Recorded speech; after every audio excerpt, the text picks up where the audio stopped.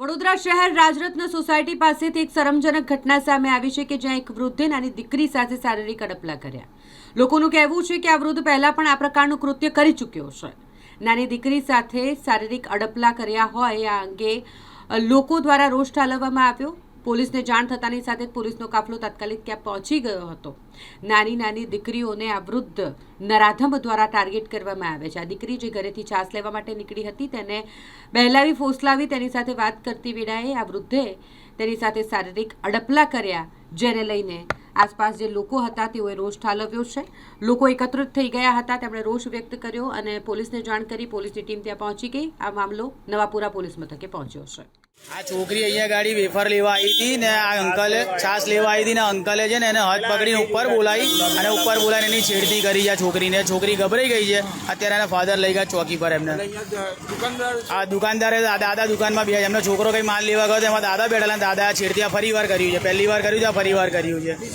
હા, બીજી વાર કરી છે આ ઘટના। હા, એમને દાદા નથી પણ એમના છોકરાને લઈ ગયા પોલીસ ચોકીએ।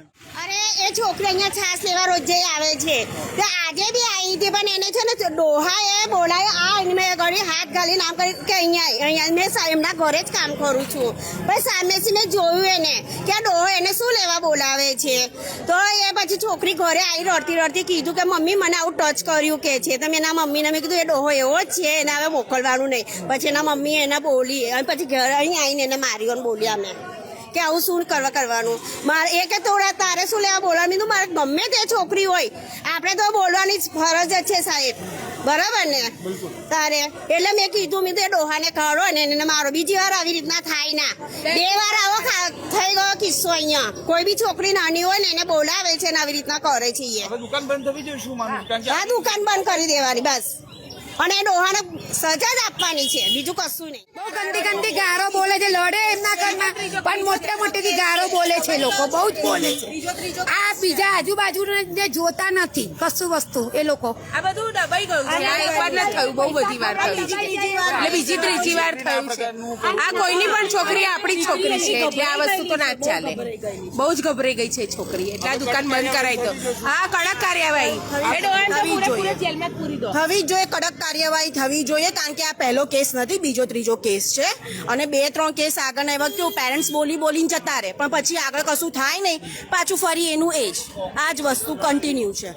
એટલે જે થાય કડક પગલું થવું જ જોઈએ આના માટે। ટીનેજર એકદમ નાની 10-12 વર્ષની છોકરીઓને જ કરે છે, સૌથી મહત્વની વસ્તુ આ છે। એટલે આના વિશે તો કાયદેસરના પગલાં લેવા જ જોઈએ। કોઈ પુખ્ત વયની છોકરીને કે લેડીઝને એ લોકો ટાર્ગેટ નહીં કરતા।